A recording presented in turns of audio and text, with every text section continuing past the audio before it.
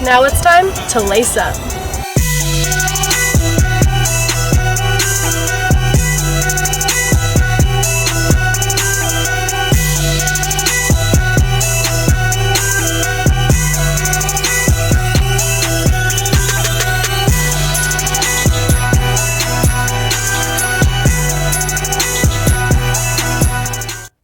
Good evening, and thanks for tuning in to another episode of Laced Up, a sports show produced entirely by women, from the behind the scenes to on air. But it's not just for women, it's for the guys too. I'm Rachel Hallam. And I'm Sydney Wicker. We have so much to talk about in the next 30 minutes, including a story on a little girl who competes in ninja, a baseball coach who coached while pregnant, highlighting the love for the game of softball and how it unites two sisters, and so much more. But first, let's start by talking on the latest in the U.S. women's national team. After the International Women's Day seeming to be such a success, especially in the sports world, the U.S. women's national soccer team experienced a change that seems to be a step backwards in their fight for equal pay. Back in March, the women's team filed suit against the U.S. Soccer Federation due to alleged gender discriminations and looking for equal pay. But just yesterday, the Federation came out with a statement claiming the reasons why women aren't getting the same pay as their fellow male counterparts, claiming the women don't carry enough responsibility as the men require a higher level of skill based on speed and strength, and that the women don't experience as hostile of an environment as the men, ultimately saying this wasn't a statement of sexism. The spokesperson for these women, Molly Levinson, came out shortly after with a not-so-pleased reaction. She says, This ridiculous argument belongs in the Paleolithic era. It sounds as she basically was just talking about how there's no time for this right now, and it's not something that needs to be here at this moment.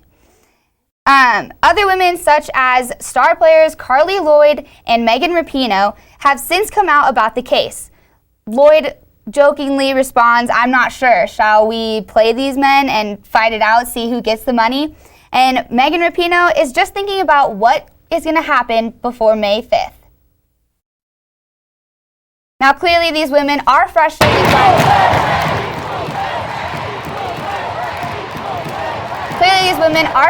by the whole situation and are looking forward to the upcoming trial on May 5th. Yeah, absolutely, Rachel. It's going to be really interesting to see what happens in this fight, but it's really sad to see that the whole reason that they're not being granted this right now is because they think that the men's team has more responsibility. It's just ridiculous to me to see this. I think that these women have definitely proven their point that they can play this game, and sometimes they can play it better than these men. They're stronger, to me, it seems like. I mean, I can be a little biased since I've played this sport my entire life as well. But it's just, the women have been proving themselves to be a top-notch team over and over again, getting gold medals, winning world championships. It's ridiculous to me that they think that this is the reason why they shouldn't be getting the money that they deserve. Absolutely. After the past two games that they had where they won both of the world championships, it's how can you not just give them so much credit? But on the court, if there's one player who has changed the game of basketball, it's Sabrina Ionescu. A few weeks ago, Ionescu became the first Division I athlete, male or female, to have at least 2,000 points, 1,000 rebounds, and 1,000 assists. She's also the NCAA all-time leader with 26 career triple-doubles. I mean, it's honoring and humbling to be able to be at the top. Obviously, it doesn't mean much. I'm happy that I'm able to do this with my team. I'm happy that we won tonight. And so I think we have bigger plans and bigger goals, and so I'm not really focused on any one particular achievement that I've done. But I think later on in life I'll probably take a step back and really appreciate that. But right now I think I'm just focused on too many things. Ionescu led her team to win the Pac-12 championship and will continue her journey on the court in the Women's March Madness tournament with her number 2 ranked Oregon Ducks. More record-breaking news in the basketball realm. Baylor's women's head basketball coach, Kim Mulkey, has not only made history over her career at Baylor, being the first in NCAA women's basketball to win a championship as a player, an assistant coach, and a head coach, but she's also won 3 national titles as a head coach and was inducted into the Women's Basketball Hall of Fame in 2000. and she's not stopping there. Recently, Mulkey became the first D1 coach, male or female, to reach 600 wins in just 700 games. Sitting at the top of a list full of men, Mulkey sits high and mighty with a huge accomplishment behind her, but to coach, it's just another win. Well, the championships will always mean more. Certainly victories, are important, but I don't know that this one really is any more important than any of the other ones. I just am very blessed to have coached a lot of great players and heard from a lot of them today, and they know how important they are to me. And this is a tribute to a great coaching staff. And heck, I'm just getting old. Rachel, the thing I love about this most, talking about Sabrina and then also Coach Mulkey, is that they both have these titles as just being an athlete and just as a coach. We don't have to add female or male on there because they've taken over in both roles. Absolutely. It's so great to see that they're just killing the game in every aspect that they can. And like you said, not having to put that label on it that is just female, that they're finally breaking these records is absolutely incredible. Absolutely, and that's a goal that we always talk about achieving in sports, is taking out that label of male or female in front of it and just letting it exist. But some other ladies that made history on Sunday, it marked International Women's Day, and it was a day that made history in the NHL. In the St. Louis Blues versus Chicago Blackhawks game, NBC was the first to air an entire female-run broadcast. Behind the scenes to on-camera talent was filled with women. But it was not just a game that went on in the U.S. Canada did the same in the Calgary Flames and Vegas Knights game on Sportsnet. They were also able to fill all of those positions by women. Before the game, Colorado Avalanche in-game arena reporter and producer Rachel Richlinski spoke to CTV about her excitement to see the broadcast. What's up, everyone? My name is Rachel Richlinski. I'm the in-arena reporter, host, producer here for the Colorado Avalanche. Actually, just tonight we had a game televised on NBC. I know there's a game right around the corner where it's going to be an all-female broadcast, and that's such an exciting thing to look forward to, because I know for someone like myself, when I'm watching hockey on TV, there aren't too many women who do it. So to have an entire broadcast be focused to women, I think just speaks volumes about the way the league is going and getting more women involved. The more people we get involved in sports, the better. The more women we get involved, then it opens more doors for people like me to expand their horizon and progress in their careers. So I'm really, really looking forward to that game. And hey, go Avs, go hockey. Now, when it comes to D1 sports, it's easy for your teammates to become your family. But playing as family is something two CSU softball players have done their whole lives. Laced Up reporter Tara Barrio is live at the softball field. Tara? That's right, Sydney. Ramley is the best way to define Kaylin and McKenna McVeigh. They grew up in northern Colorado and have always had softball in their veins. For the McVeigh sisters, green and gold has always run through their veins. Started with their dad, Heath McVeigh, who played baseball for Colorado State. And now his two daughters, Kaylin and McKenna, are following in his footsteps together. Being able to be up here and play under what my dad left, like the legacy he left, and being able to play with my sister, and just having that family atmosphere up here. I've always been around green and gold since I could walk, so being up here is a dream.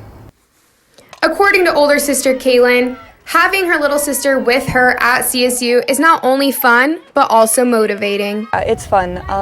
We both have a way of just like pushing each other and wanting us to be the best of both of ourselves.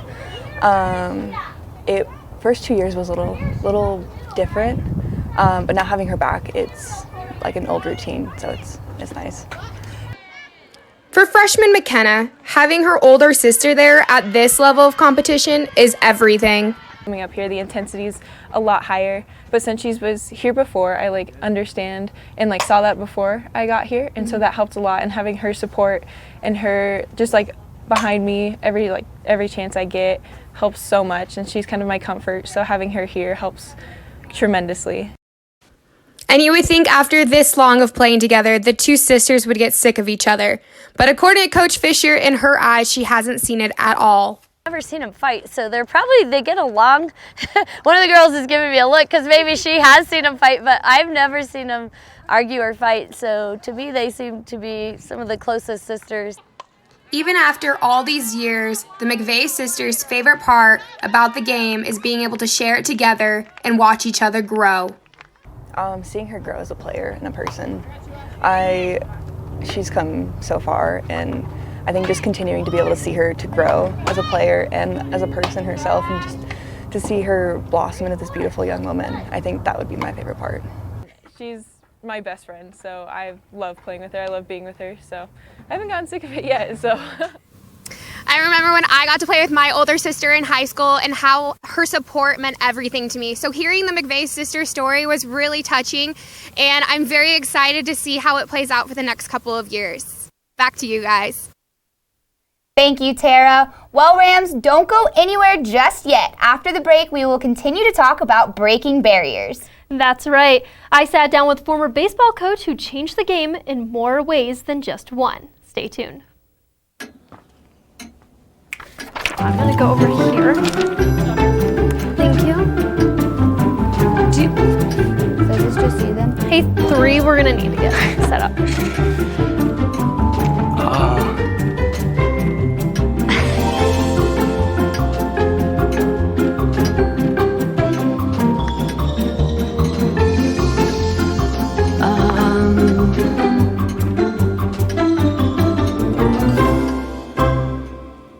Listen, you're my friend. I noticed you haven't really been yourself recently.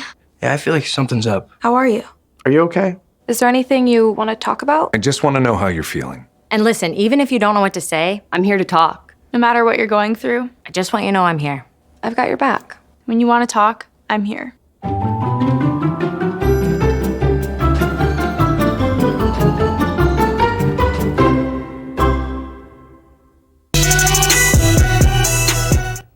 With only one female coach in the MLB and very few in the minor leagues, women in baseball is rare. For Rocky Mountain High School teacher Jalen Manzanares, she is changing the game of baseball. For years, baseball has been known as America's pastime and the ultimate boys club. But for the Rocky Mountain High School baseball team, that all changed. Sometimes you tackle barriers without realizing you're doing it just because you're following your heart. Jalen Manzanares, a former CSU softball player, chose not to leave the diamond for long. She started coaching girls softball and boys baseball 2 seasons ago as her way of giving back. The game gives you so much when you're an athlete. Make sure you do your part at the end and give back when your time as a player is over. But for last season, it was a little different. I was 9 months pregnant when the season wrapped up. Being the only female on the field, Coach Manzanares already got a ton of stares. But there was even more with her being pregnant. Last year I called her Mary Poppins because she just always had her little bag of goodies because she was pregnant, so I called her Mary Poppins. To this Rocky Mountain High School baseball team, it didn't matter that Coach Jay was a female. In fact, it just opened up their eyes even more to what women can do on the field. The main thing with Jay is, for me, it was never about her being male or female and coaching kind of a sport that's been primarily coached by males. Jay's was a great educator, and I met her, and it didn't take me long to realize that, I would love to work with her and have her on our staff. She's truly a role model in my life of how like not dominant, but like how dedicated and like how persevered she was, because she came out here every day with a smile on her face of wanting to get better and really putting the hard work to the fullest. And the Lobos are patiently waiting for Coach Jay to get back. Our program's better when she's out here, so hopefully soon we'll get her back out on the baseball field. Coach Jay knows that she'll be back at some point, and there will be a next time for her and her career as a coach. Now having a daughter of her own, she wants her to grow up knowing that she can tackle anything. I don't look at it like me breaking gender barriers. I look at it as me wanting to coach in a successful program and doing the things that I needed to be a part of that program.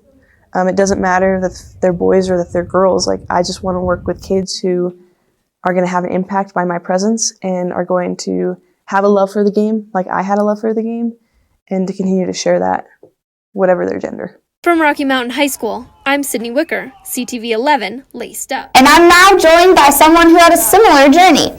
Brittany Van Treese, welcome, Brittany. Thank you for having me. Yeah, thank you for being on the show with us today. So first of all, being a coach while you were pregnant, I mean, that's something you can relate to. Can you tell us a little bit about your story? Sure. I've been a coach for 4 years before that. And it's kind of funny, like, the freshmen that I had on this team have seen me meet my husband, get engaged to my husband, and get married, and then it was just, like, the next step, you know what I mean? So it's kind of fun, like, being able to have them through the whole process. But, yeah, I mean, it wasn't really, like, we weren't planning it, but it just kind of happened, which was insane. And when that happened, you just kind of got to roll with it. I mean, at that point, you're in, you know what I mean? So. Yeah, well, I think the biggest question for me was, how did you control your time between coaching and taking care of yourself while you're going through pregnancy, and then after taking care of your kid and being with your family?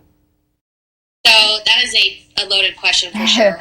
The first one was, you know, at first when you're first pregnant, like, it doesn't really feel like anything's happening. So everything kind of stayed consistent as far as, like, my workouts, or if I still worked out with the team and still danced.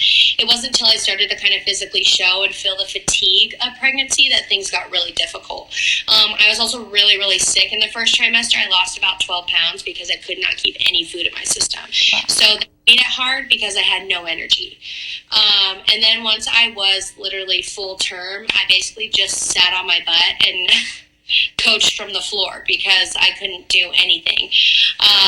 You know, they say too, like, so with my pregnancy with Beckett, that's my son's name, the cord was wrapped around his neck twice when he was born.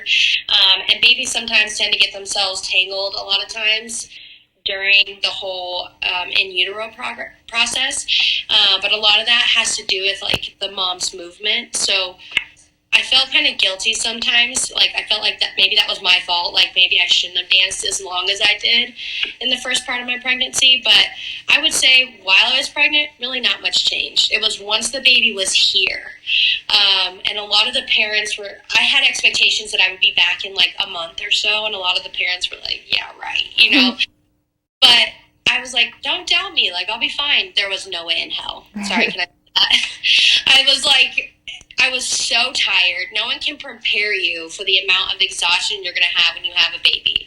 But luckily, I had a good support group of parents. My husband is fabulous. You know, we took care of each other. And I just had done enough before so that when I wasn't there and wasn't present with the team, they didn't really miss me that much, you know. I think what was difficult was I put a lot of time into the team, and so I had to take time away from them to be with my son, which is what you're supposed to do as a parent, you know. But that was hard for the team to understand. That was hard for the parents to understand, and I got a lot of negative feedback. But at that point, it was like, he takes priority, you know what I mean? But I definitely had to move things around based on, like, how tired I was, because by the end of the day, like, the last thing I wanted to do was go to practice, to be honest. Like, I wanted to go to sleep, you know.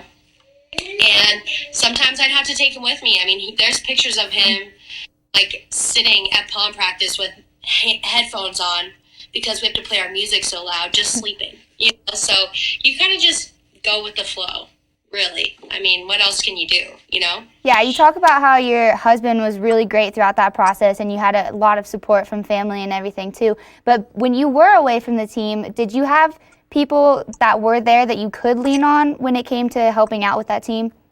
Absolutely. So my assistant coach, funny story, is actually my doctor's medical assistant.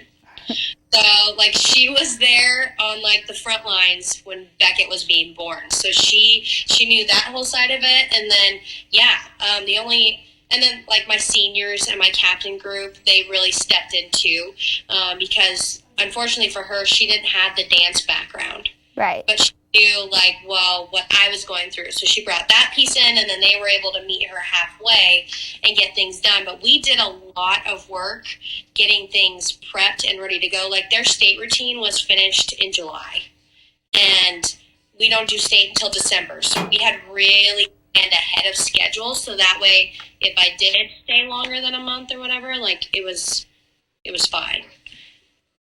Yeah, okay, so I think my last question, you talk about how you have a son through all of this process, and dance is really one of the sports that is pretty dominated by female.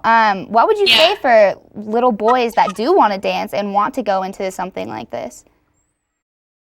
Do it. Why not? I mean, like big-time linemen for NFL football teams that take ballet and dance. It's all good for your body, you know, but like dance is such a good way to express like being who you are, whether it's through music or movement. And so there's so many different varieties too. Like they don't have to put on ballet type to go. They can be a beatboxer and go like break dance on the street. Like, you know what I mean? I mean, look at like background dancers for Beyonce. She didn't just have a bunch of girls. She had some guys in there too.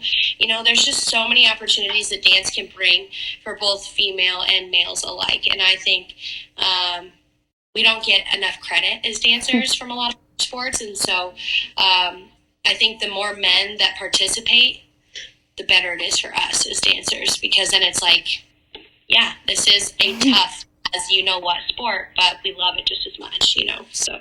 Absolutely. Well, thank you so much, Brittany, for joining me today and for sharing your story. That was awesome. Thank you so much for that. But don't go anywhere just yet, because later in the show, Sydney Wicker shares a story on a young ninja warrior who is tackling being a girl in a full-body sport. And coming up next is Disrupted Picks. Who is your favorite team heading into March Madness tournament? We'll let you know after the break. Hey, Bobo, do trees tell each other stories? I'm sorry. I'm afraid I don't know that. Hey, why don't we go find out? Listen. Can birds draw pictures? I don't have an answer for that. Dad, do stars visit their friends? Look!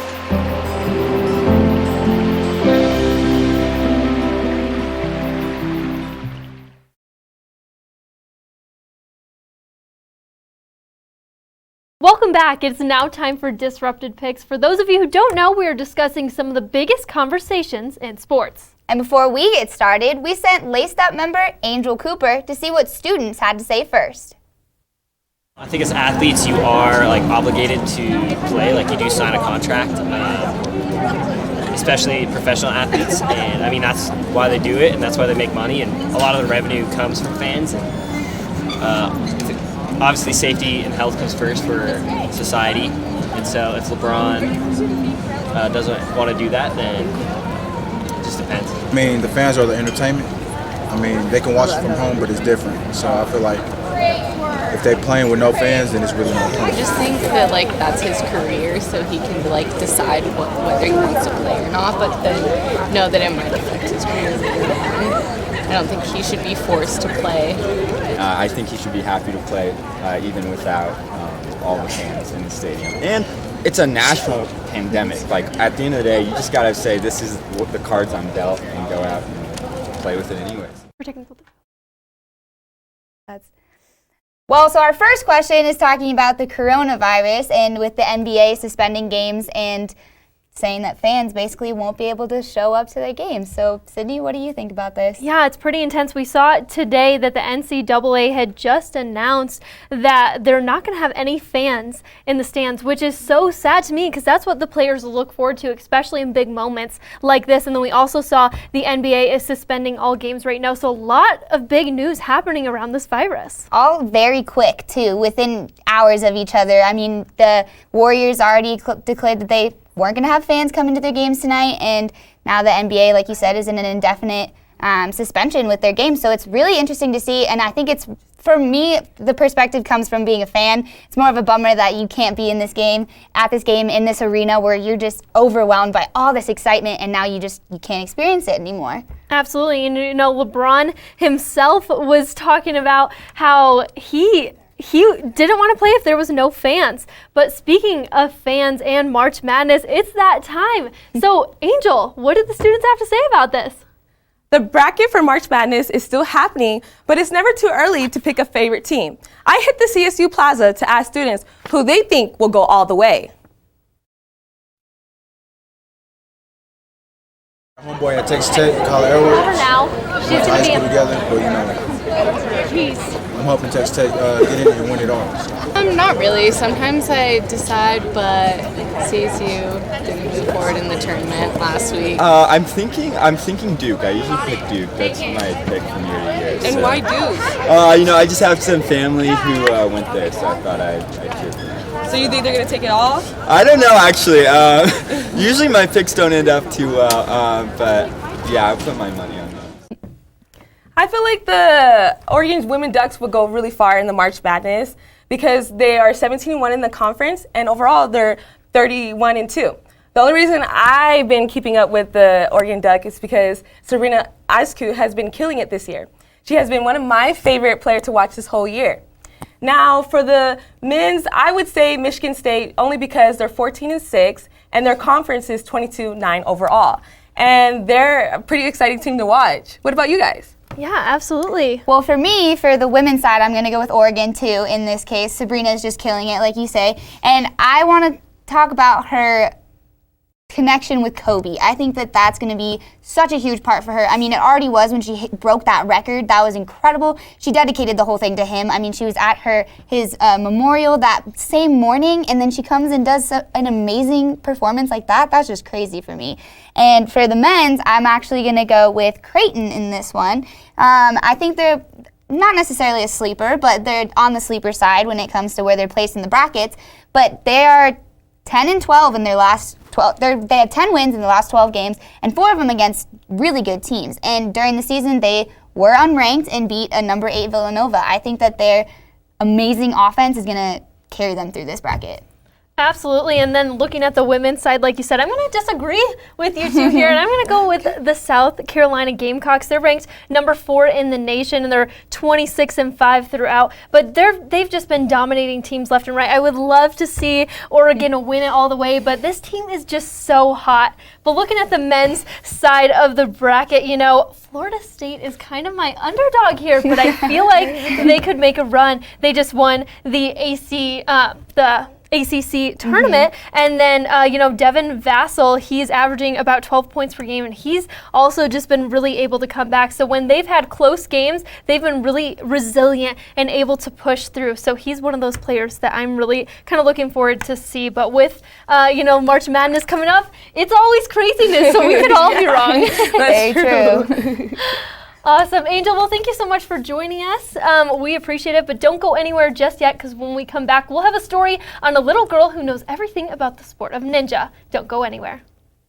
Hi, I'm your host, Smokey Colbert, filling in for Smokey, because after 75 years of... Only you can prevent wildfires. Turns out there's much more to say. Nearly 90% of wildfires are caused by us humans being careless, dumping our used barbecue coals willy-nilly. Guess the song was wrong. We did start the fire. That's why I respect Mother Nature and her trees, whether coniferous or new car scented. Go to SmokeyBear.com to learn more about wildfire prevention. We should yell it. 2, 1. Laced Up! When Jalen Wilson explains to her teachers that she does ninja, they oftentimes mistake it for karate. But the warrior herself does so much more than that. From the hours spent in the gym to the trial and error that comes with competitions, Jalen Wilson is making a name for herself and younger girls who want to do the same thing. Good job. When your little kid tells you that they want to do ninja, the first thing you think of is ninja actually a sport? Like the NBC show American Ninja Warrior, young athletes like Jalen Wilson are taking up the sport of ninja. But convincing others that it's a sport, well, that's the hardest part. When I was in 1st grade, I found out ninja was a sport. So then I was like, Mom, can I do ninja? And she was like, no, that's not a sport. And I was like, yes, it is. No, it's not. Yes, it is. But it didn't take long for Mom to realize the leaping, climbing, and hanging is a serious sport, and a growing one. There are gyms and trainers all over Colorado that teach children about the full-body sport and ways to maneuver through the different obstacle courses. Not only are there classes and gyms, but there are also competitions for the ninjas who are ready to put their skills to the test. One thing that people probably don't know is that there are local ninja competitions that kids can compete in. There's what's called CNL, the Colorado Ninja League. There's UNAA, which is the Ultimate Ninja Athlete Association. And kids have a really great time doing those competitions. When it comes to ninja, the thing is, it's oftentimes compared to parkour, even rock wall climbing. But this sport is different, and it's inspiring young girls as well as others to keep pushing. And the thing that keeps that drive is the community that brings it all together. What we found when we really dug into it is that there is a huge ninja community in Colorado. You kind of have to drive south a little bit to find it, but it's a tight-knit, big, always supporting each other community.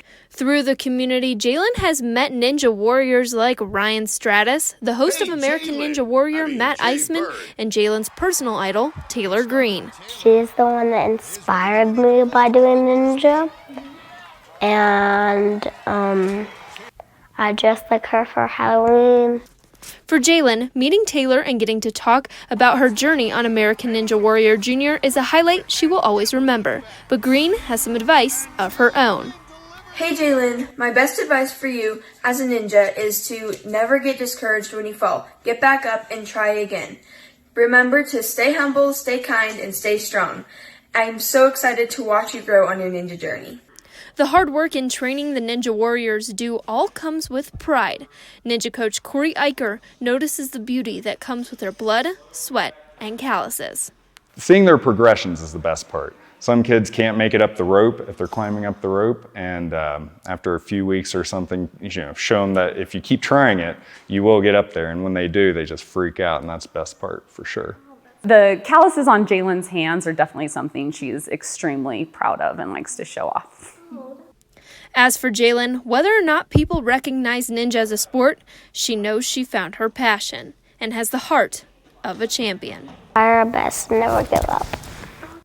I absolutely love this story. I mean, how can such a little girl have so much strength in her body? Absolutely. We talked a lot about her ninja, the ninjas that she looks up to, but for me, she was one of my favorite ninjas. Just watching her, especially when we saw her at practice, she was the only girl in that room and she was just dominating it. So I definitely look up to her as a ninja. Absolutely. I wasn't even her parent and I felt very proud of her in that moment.